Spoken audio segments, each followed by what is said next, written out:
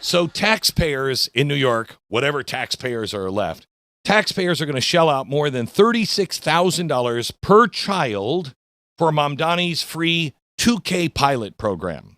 Okay? That's $13,000 more per child than the private market. Let me repeat that. Program designed to make childcare less expensive and cheaper is 55% more expensive than the system that already exists. Why wouldn't you just say, instead of coming up with our whole new system, why don't we just use that system and we'll pay them the $23,000 instead of the $36,000? Because this is not a bug. This is the system, all right? I put up on the chalkboard, there's a 3-step pattern to socialist programs, okay? And you can almost explain every socialist program in 3 steps. Step 1, you got to declare something a right. Housing is a right. Healthcare is a right. Childcare is a right. Because you have to start there, because once you declare it a right, you never talk about the cost again. You talk about morality. You talk about you don't believe that children should be taken care of. No, but it's 26. It's 20. It's 36,000 instead of 23. That this is a right. We're doing what's right. Okay. So anyone asking about math instantly becomes a villain because it's a human right. The second step is they promise you that it'll only cost the rich. If we just got these rich people to pay their fair share, millionaires are going to pay. Okay. That's who's going to pay for this. The millionaires, the people who aren't paying their fair share of taxes. Okay. That's step 2. It's only going to be paid for by the rich. It does never affect you. You just get the free stuff. All right. Here's the problem. Millionaires, unlike most people, are very mobile. Okay. They don't like something, they move. They can move. When taxes spike, they move. Why? Well, we saw in France, they put a wealth tax on. Even French, the French put on a wealth tax for billions and uber millionaires. People started moving out of the country and they're like, okay, that was a bad idea. And they reversed it. Okay. When they leave, what happens? The tax base collapses. We're only going to this will only be affect the top 10% of wage earners, and you're so far away from that, you don't have to worry about the top 10%. You're not in the top 10%. Unless the top 10% decide to leave. Then guess who's in the top 10%? The one that was the 80 to 90%. And if they leave, guess who's in the top 10%? As jobs start to go away, as people get poorer because of socialism, you find yourself in the top 10%. Somebody's got to pay for it. And then the third step that happens every time with socialism, you can count on these 3 steps. The system becomes unsustainable. It starts to break. And then the government says, we've got to fix this. Okay, they don't say, let's get out of it. They say, we're going to fix this. And here's why it breaks. Because the government, Marxism, socialists, they don't respond to signals. The market signals, they don't respond to that. They respond to political incentives. So, who cares if it's 36,000 over 23? We're not talking about math, we're talking about rights. Okay? And you're not going to have to worry about it. The rich are going to pay for it. And when it doesn't work, they know all they have to do is just find a way to convince you that somebody else is screwing you, and you'll continue to vote for them. That's a lot easier than fixing things. So the costs rise, bureaucracy grows, fraud appears, and suddenly the system costs far more than the private system it replaced. Because we know this one will, because it started there. And that's what we're seeing. So why does this happen? Well, it's happening now because people are feeling like capitalism has failed. And the reason why they feel that way is because we haven't done capitalism for a long time. Okay, we are in crony capitalism.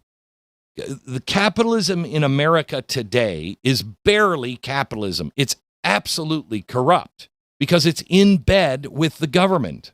The military-industrial complex. Everybody talks about that. Everybody talks about the military, and everybody accepts that, okay?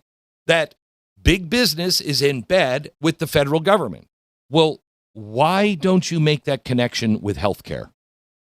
That big healthcare and big insurance is in bed with the federal government. And every time the federal government says they're going to fix something, it's not fixing the big corporations. It's fixing you and helping the big corporations.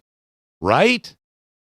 Have you noticed that? Every time they say, we're going to, Obamacare is going to lower your cost by $2,000 per family, and it's gone up by what, $3,000 per family? You didn't say anything, and they're still telling you, well, that's because we got to fix it. And who are they in bed with? Donald Trump is the first guy who says, you know what, insurance companies, right or wrong, he's the first guy who says, we're not doing that anymore. But this market, even like this, it's still operating in two realities that Marxism ignores: incentives and scarcity. When people spend their own money, they look for value. When you have, you get a big a check back from the IRS, that's your money. But because they've held it for so long, it feels free to you. It doesn't feel like your money. It feels like you won the lottery. And so what do? How do you spend it? Very few people take it and go, you know what? I'm going to save this. I'm going to pay down debt. Most people will take it and go, we're going on vacation. And when somebody has given you money, this is why people who win the lottery, they always go broke, because they didn't earn it. And so they just blow the money. When it's your money, you don't blow it. When politicians spend your money, it's not their money.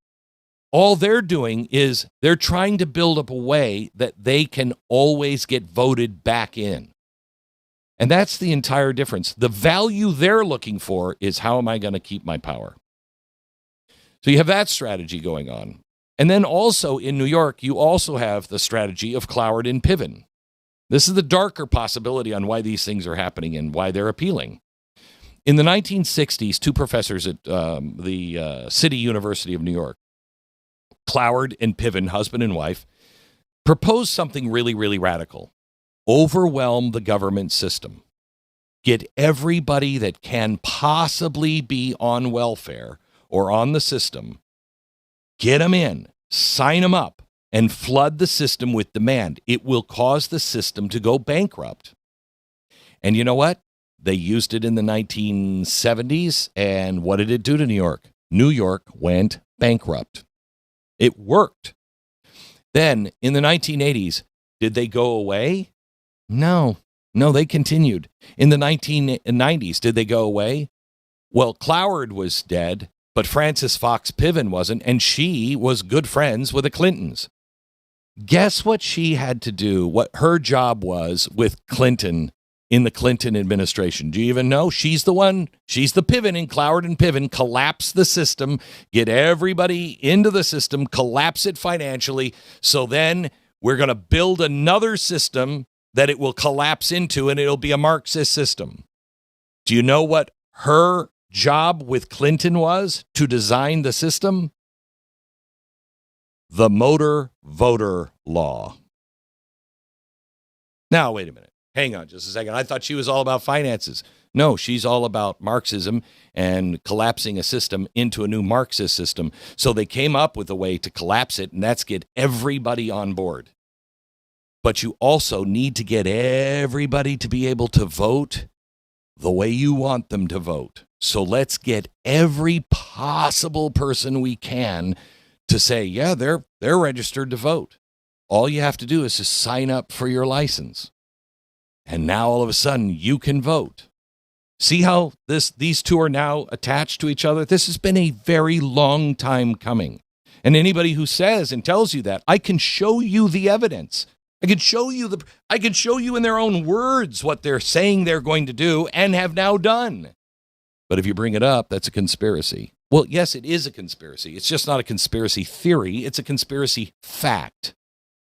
So they use this crisis, and they use the lax voting laws to replace capitalism and our rule of law with something entirely new. So that's what's happening in a couple of places. Okay? New York, Minnesota, California.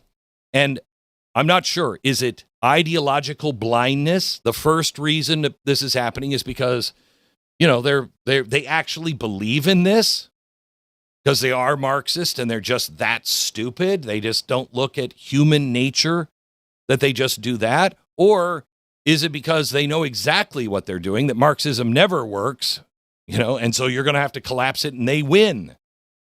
But the result is the same. Programs expand, costs explode, the system collapses. And then the politicians demand more power to fix the crisis that they created. If you look at Venezuela, people think, collapse happens overnight. It doesn't. And that's why they can get away with a lot of this. Venezuela looked in the late 1990s exactly like America, okay? It was doing well. It was the second richest nation in the hemisphere next to us. They had all this oil. It was great. Then they decided, you know what? We're greedy. We're horrible. We have debts we have to pay. We have to help people out. We have to help people out that, aren't working because we're just too greedy. All of this stuff that everything's been saying to us. And so they go into free housing and free healthcare and free food programs. And they start slowly. First, they just have to dismantle capitalism and take over the natural gas and the oil industry, which then starts to collapse their economy, which means more people have to have health care and more people have to have free housing. And so they say, don't worry about it. We're only going to tax the rich, and everybody is cheering. And then the wealthy left and businesses started to fall apart. Businesses closed, production collapsed, and suddenly the middle class became the rich. And then they were paying the bill, and then they were no longer rich. And so then all of a sudden you have the poor people, and you don't have a way to pay for any of these programs. So let me give you one way to convince your friends, okay? Nothing is free. Nothing is free. You will either pay now through prices or later through taxes and collapse. Capitalism, when it's done openly, it makes the cost visible. Socialism hides the cost until it explodes. That's why it's so dangerous, okay? Whenever you hear the word free, this is what I want you to think of. Every time you hear the word free, wake up, ask, there is no such thing as free. Who is actually paying? If it's the rich, you know exactly what this pattern is. If the answer is vague, you know the truth, okay? The worst part of this is people actually do need help with childcare. Families are drowning. But instead of fixing the cost drivers, regulation, liability, licensing, insurance, politicians build a new, on top of all that, government system that costs even more. And once they exist, they never, ever go away. All right. So let me give you some analogies to show you how this actually works every time. When you're thinking about socialism, I want you to think about this. Imagine a politician that opens a restaurant, and he says, from now on, everyone eats here for free. Because that's what's happening in New York, the grocery stores. Don't worry, it's not going to cost you anything. Well, at first, lines are wrapping around the block. And then you find out something really interesting. The restaurant's hamburgers are actually costing $36 each to make. Every other restaurant in town is selling the same exact burger for maybe $23. This is $36. The government restaurant is now 55% more expensive than the private ones, but you don't care because you're eating for free. Okay, you're not paying. Somebody else is paying the bill, so you don't care. Well, it's free. Demand explodes. Now the restaurant needs more staff, more kitchens, more buildings. Got all kinds of regulations. Got to pay people a living wage. Costs are skyrocketing. And eventually the politician walks out and says, we have a crisis. We have to raise taxes. Okay? That's the way it always happens. Next one. Free gym membership. Imagine your gym says, membership is now free. Great, you think. What happens tomorrow? Well, you get to the gym and every treadmill is full. Weights are everywhere. People are sitting on the machine. They're scrolling on their phones. There's a long line to get in. Because when something costs nothing, everybody will flock, but people treat it like it's worth nothing, okay? Markets ration through price. Government rations through shortages. This is why socialist systems end up with waiting lists and rationing and bureaucratic approvals. You'll see it everywhere. Healthcare systems, housing programs, food subsidies. Ever gone to government housing? It's not a nice place. Okay? Demand explodes because the price signal disappears, and then people don't treat it as anything of any value because they didn't have to work for it. Okay? Last one. Town with one doctor. Imagine there's a town with 5 doctors. Competition with these 5 doctors keeps everything reasonable. But then the government says healthcare is a right and it's free. Well, that sounds great. We have 5 doctors. We're fine. But now every single person goes to the doctor for every single thing. You got a headache, go to the doctor. You got a cold, go to the doctor. Paper cut, go to the doctor. Because it's free. The town still has 5 doctors and it was working. But what happened? Now everybody's going, so you're waiting 6 months, a year.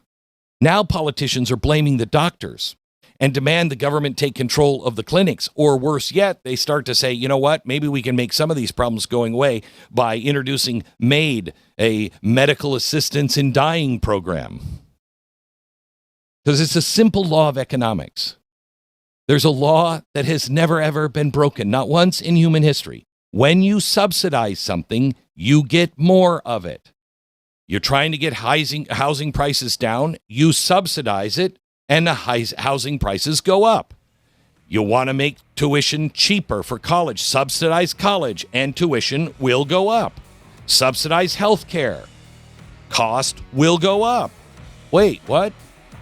And now New York is subsidizing childcare, and somehow or another, politicians are shocked that the government version is $13,000 more per child than the private market. This one's $73 million. It's going to expand. Where it stops, nobody knows.